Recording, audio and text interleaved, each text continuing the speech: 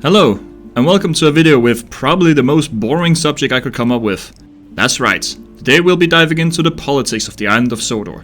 Or at least, the politics of the island of Sodor within my headcanon. I know, super boring. However, it is important that I cover this, because this will be important for future projects. Also, this video is one of two that I'll be doing on the matter, as it was way too much to fit into one. So, to not waste any more of your time, let's dive right into it. First things first, what kind of government does Sodor have? Is it a monarchy, a republic, or a constitutional monarchy? Well, it's none of the above. Sodor is a semi-constitutional monarchy. This means that Sodor has two key institutions that make up the island's politics, a parliament and a monarchy.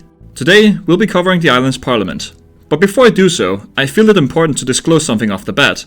What is the relationship between Sodor and the UK in terms of politics? Well, Sodor today is an independent nation, with the remaining political ties with the UK being cut in 1997, following a referendum. But before that, how did the relationship between the two work? Well, between 1707 and 1788, the island was an incorporated part of the UK. Before that, it was a separate kingdom that had ruled the island for hundreds of years. But with a union being established between England and Scotland, Sodor followed along in a way to keep them out of trouble. However, in 1788, the island gained a certain degree of independence. This happened because the island's inhabitants could never really settle with the Union. Also, relations between the Sudrians and the British had been rather tense beforehand, and they didn't really improve with the Union. Eventually, the Sudrian governor, Ethan V, entered negotiations with the UK to settle the dispute. After lots of turbulent back and forth, they finally landed on a proper settlement. Sodor was to be split from the Union, thus becoming an independent state. The island would gain its own monarchy and parliament. However, said parliament was to remain under significant control from the parliament of the UK. Basically, it had to line up with the UK's politics in order for this agreement to remain. Sodor remained in this semi-independent state until 1997, when all political ties were cut, as previously mentioned. Right, with that out of the way, let's look at the current structure. The Sudrian Parliament is the main governing force of the island. Located at Crovan's Gate, the governing cabinet has 59 seats. Present day, the Sodor Labour Party has the majority with 15 seats. Then there's the Sudrian Progressive Party with 13 seats, the Sudrian Conservative Party with 12 seats, Sudrian Independent League with 7 seats, Unity for Sodor with 5 seats, Green Future Party with 3 seats, and the Rights Adversary Party with 2 seats. Also in the parliament, there's a seat for the sitting monarch, but I'll get into that in the next video. The island's current Prime Minister is Helik Er from the Sudrian Labour Party. He has served since 2018 and is now in his second term. The government also includes 11 ministerial posts, with the Minister of Defense, Sam Maslek, acting as the Vice Prime Minister. The Defense Ministry plays a vital role as Sodor has a strong military presence, something I'll cover in a later video. And no, the controller of the Northwestern Railway is not a politician. He is first and foremost the controller of the Northwestern Railway. However, said controller is heavily involved with the Ministry of Transport, with it being the largest transportation company on Sodor. Apart from the parliament, the island is divided up into 5 different counties. There's the West Island County, the East Island County, the North Island County, the South Island County, and the Central Island County. These counties govern their own respective territories, all with elected governors, in which are smaller municipalities with elected mayors who likewise focus on local government. Each county has a governing body, located in each of their most important cities. For the west, it's Titmouth, for the north, it's Peel Godred, for the east, it's Crovan's Gate, for the south, it's Ronan, and for the central, it's Wellsworth. Each county has very important functions, based on the roles they play for the island. The west county contains the hubs of the agriculture and fishing industry. The north is very industrial, while also being a major population hub among the Peel Godred line, which is nicknamed Godred's Corridor. The east is very cultural, thereby attracting most tourists. It's also the place of green development, mostly being based at Great Waterton, with one of the island's most valuable companies, Sudrian Green Tech Solutions. The south may be smallest in terms of population, but it still serves a very important purpose. Ronan is home to the largest military establishment on the island, serving as the main port for the navy, while also containing a large portion of the Sudrian ground forces. Also located in the southern county is the island's largest airport, between Kildane and Kilstop Road. Finally, the Central's main focus is on the island's import and export. As established in a previous video, Brendam Docks is the second busiest port on the island in overall amount of goods handled, but it is the largest when it comes to export, thereby making it a key establishment. Each county's government manages local matters like transport, infrastructure, and public service. The counties handle local governance, while the Sudrian Parliament focuses on national policies. This system was finalized in 1959, although bits of the system had popped up beforehand. And with that said, there's not really much more to cover about the overall structure. So, for the remainder of this video, I will now talk about the 3 most and 3 least successful Sudrian prime ministers that Sodor has seen. We'll start with the worst prime ministers. At number 3, we have Cecil Hoekstra, who served as prime minister from 1925 to 1929. Hoekstra's tenure started off relatively steady, but his handling of the Great Depression left a legacy of failure that overshadows his early years in office. At the beginning of his term, things were going reasonably well for Sodor. The economy was stable, the country was relatively peaceful, and Hoekstra was viewed as a perfectly adequate leader.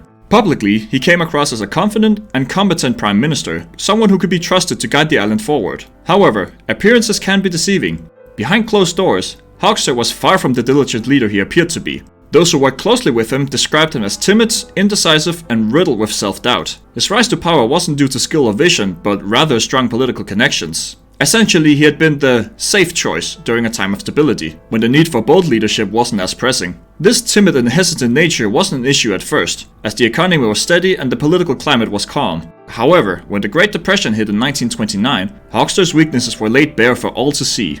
As the financial repercussions of the Great Depression began to affect Sodor, Hoekstra's response was woefully inadequate. Being a conservative by nature, he clung to old, proven tactics in an attempt to weather the storm. These included minimal government intervention and relying on outdated fiscal policies that had worked in the past but were ill-suited for the scale of the crisis. One of his most infamous decisions was his attempt to address the economic downturn by simply moving funds between state-supported sectors. For example, he cut support for the infrastructure projects to bolster agriculture, but the cuts only weakened key industries without providing significant benefits elsewhere. This half-hearted approach quickly worsened the island's financial situation, with unemployment skyrocketing and public morale plummeting. Hoekstra's refusal to implement bold reforms or expand government intervention to address the crisis drew heavy criticism. He failed to introduce public works programs, provide relief for struggling families, or invest in industries that could have stabilized the economy. His reliance on minimal effort policies made Sodor's entrance into the Great Depression far worse than it needed to be.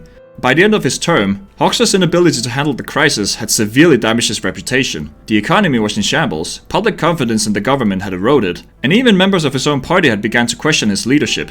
The election of 1929 proved devastating for his party. Hoekstra's party, which was the Conservative Party, lost over 15% of their previous vote share, leading to their worst defeat in decades. Hoekstra stepped down shortly after.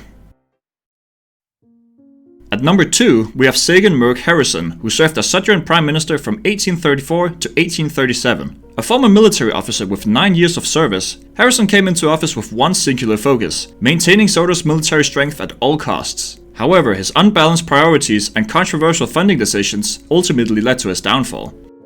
Before entering politics, Harrison had built his career in the Sudrian military, where he developed a reputation for discipline and strategic thinking. This background earned him significant support from both the military and conservative voters, who saw him as a strong, decisive leader. However, while his military credentials were impressive, his lack of experience in other areas of governance would soon become a glaring issue. Once in office, Harrison immediately began ramping up military spending. While maintaining a well-funded military was a long-standing tradition on Sodor, one that still remains today, Harrison's policies were seen as excessive. He directed a massive increase to funding to the army, navy, and fortifications, far beyond what the island's economy could sustain. At first, his supporters praised these moves, believing they would bolster Sodor's defense and solidify its strategic importance. However, as the spending grew, cracks began to show. Key military assets, such as warships and armaments, began to fall into disrepair because the funds were spread too thin across too many projects. Rather than creating a strong military, Harrison's policies had left it overextended and poorly maintained. To fund his ambitious military budget, Harrison made significant cuts in other sectors, most notably healthcare. Hospitals and clinics were forced to operate with minimal resources, leading to widespread dissatisfaction with Sudrian citizens. The imbalance in funding became painfully obvious. While the military was receiving new ships and expanded fortifications, hospitals struggled to afford basic supplies. Other sectors, including infrastructure, agriculture, and education, also suffered. Roads fell into disrepair, schools struggled financially, and struggling farmers received little to no support from the government. Harrison's perceived favoritism towards the military alienated much of the population, who felt their basic needs were being ignored. As the consequences of Harrison's policies became clear, public sentiment began to shift dramatically. He became widely unpopular, and the island's citizens demanded a more balanced approach to the governance. Even members of Harrison's own party began questioning his leadership, as the island's economy strained under the weight of his military ambitions. The pressure on Harrison continued to mount. Faced with widespread discontent and declining support within his party, he was ultimately forced to call a new election in 1837. By this point, his unpopularity was so severe altogether that his party suffered a devastating defeat. After losing the election, Harrison retired from politics altogether. While his intentions may have been to secure Sodor's safety, his inability to govern beyond the military left the island worse off in nearly every other sector. However, nothing compares to the worst of the worst. At number 1, we have Helik Er, who served as Prime Minister between April 11th, 1919 to August 2nd, 1919. With a term that lasted just 112 days, you should be able to tell that things didn't go that well for him. Eckert came to power during one of Sodor's most difficult periods. The post-World War I economy was in ruins, with high inflation, food shortages, and rising unemployment. His campaign promises centered on bold reforms to restore stability and prosperity. However, once in office, Eckert quickly found himself in a lot of hot water. One of his first moves was to push through a national austerity plan. This included sweeping budget cuts to public services like healthcare and education, combined with steep tax increases on businesses and working-class families alike. His justifications? These measures would rebalance the budget and pave way for long-term recovery. Instead, they had the exact opposite effect. Factories began closing as businesses struggled to cope with the tax burden, and unemployment surged even higher. The most damaging one of these was the Kirkronan shipyard, a large shipbuilding facility which at the time was the island's largest employer. Its loss resulted in thousands of people losing their job. Public services, already stretched thin from the war, practically collapsed. For the average citizen, it felt like Eckert was punishing them for the problems they didn't create. In an attempt to quell the unrest, Eckert promised a sweeping infrastructure initiative designed to rebuild Sodor's roads, ports, and cities. On paper, it sounded promising. In reality, the plan was poorly organized, underfunded, and marred by allegations of corruption. Contracts went to his political allies rather than competent builders, and projects stalled almost immediately. Meanwhile, frustration amongst the public boiled over into protest across the island's major cities. Eckert's leadership style didn't help matters either. Known for being stubborn and dismissive, he alienated most of his political allies and opponents. By August 2nd, 1919, Eckert faced overwhelming opposition in the parliament. A vote of no confidence passed by a wide margin, and he was forced to resign. His term of just 112 days remains the shortest in Sudrian history, and one of the most infamous. And on that bombshell, let's go to the other end of the spectrum. The 3 most successful prime ministers in Sudrian history. At number 3, we have Sean Magnus, who served as Sudrian Prime Minister from 1851 to 1859. Known as one of the most influential leaders in Sodor's history, Magnus was a key figure in the island's industrial transformation, and remains beloved by the Sudrian people for his humility and dedication. When Magnus took office in 1851, Sodor was on the brink of industrialization, and he wasted no time in pushing the island into the modern era. Magnus was a firm believer in the power of industry to drive the economic growth, and his policies reflected this vision. He championed the expansion of manufacturing capabilities, turning Sodor into a mighty manufacturing powerhouse.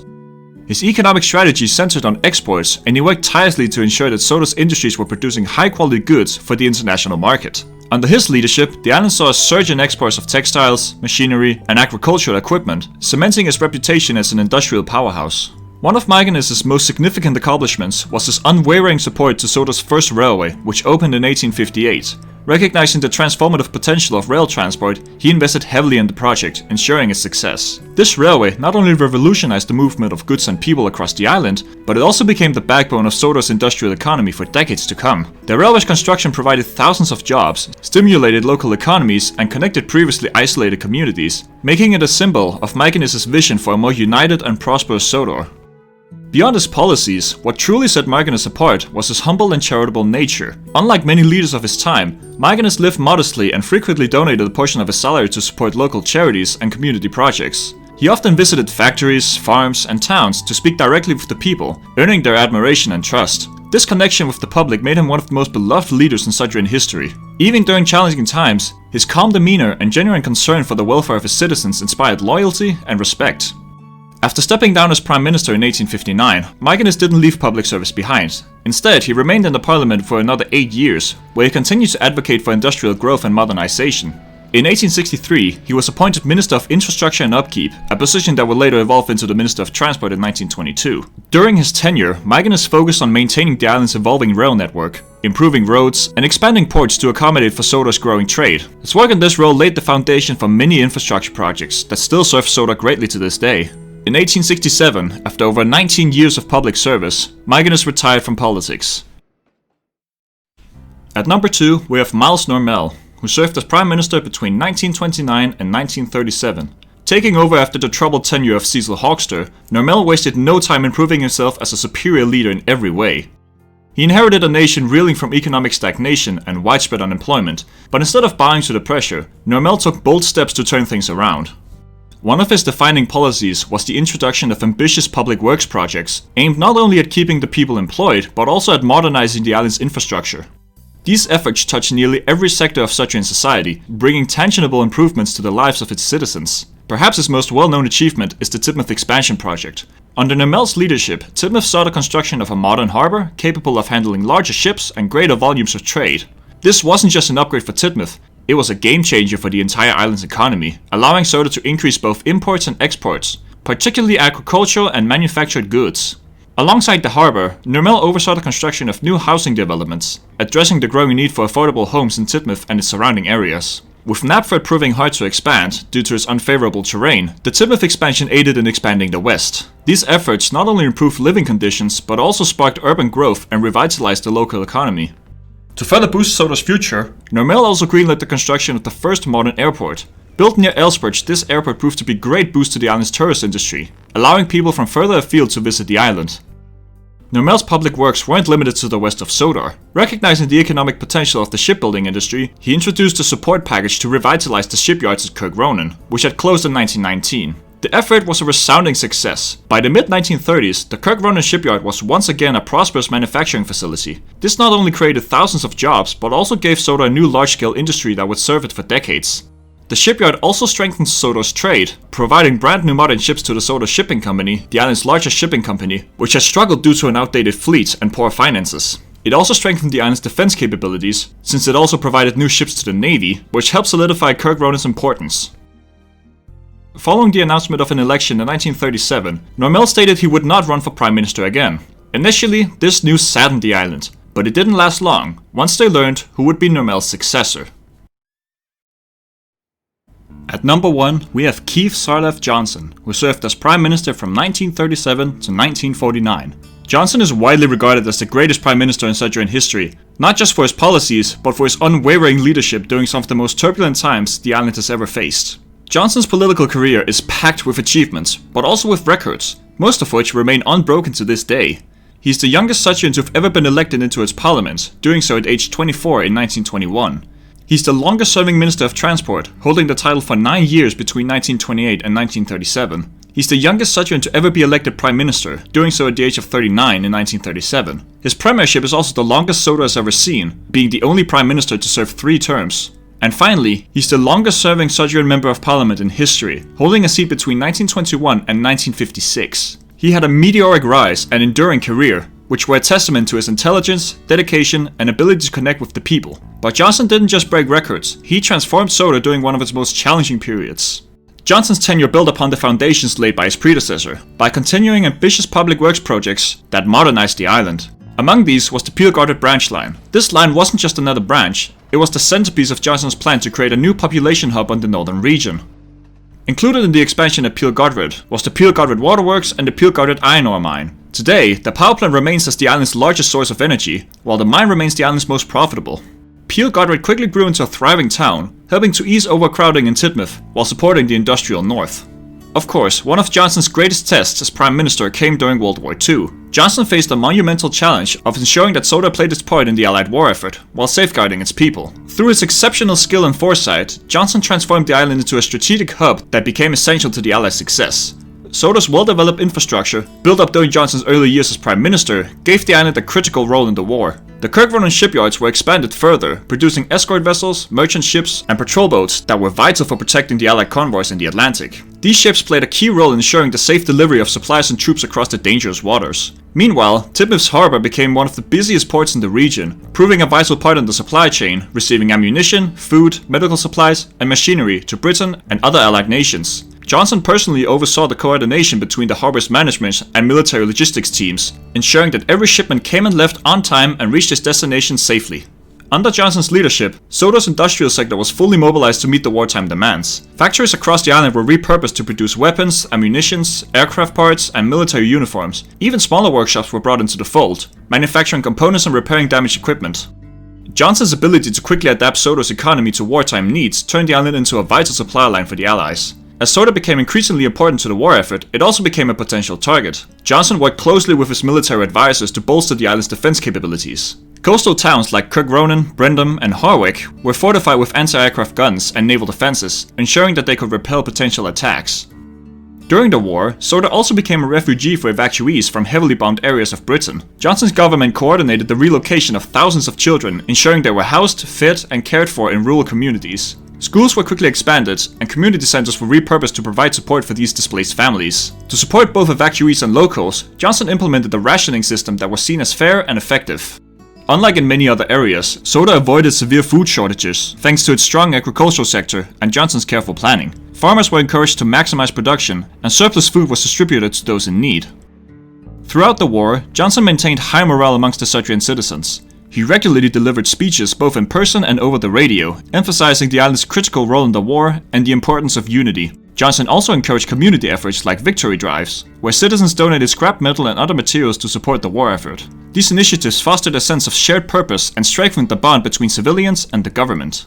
By the end of the war, Johnson had not only ensured Sodor's survival, but it also strengthened his position as a great contributor to the Allied victory. His leadership during the conflict is often remembered as his greatest achievement, and it solidified his reputation as one of the island's greatest politicians. After the war, Johnson immediately turned his attention to rebuilding the island. His recovery plans were nothing short of remarkable. Recognizing the need to modernize quickly, Johnson pushed for housing projects to accommodate returning soldiers and displaced citizens. He also prioritized repairing and expanding key infrastructure, ensuring that Sodor could transition smoothly from wartime production to peacetime prosperity. By the late 1940s, Sodor's economy was thriving, with unemployment greatly reduced and several industries booming. Keith Sarf Johnson left office in 1949, stepping down after 3 consecutive terms, the only prime minister in Sudrian history to achieve this feat. Even after retiring from the premiership, he remained as an MP until 1956, continuing to advocate for the policies he believed in. Today, his legacy is remembered as a time of unprecedented growth, stability, and resilience. From his transformative projects in Peel Godred to his steady hand during World War II, Keith Sarf Johnson stands as a shining example of leadership done right. It's no wonder that many still consider him as the greatest prime minister in Sudrian history.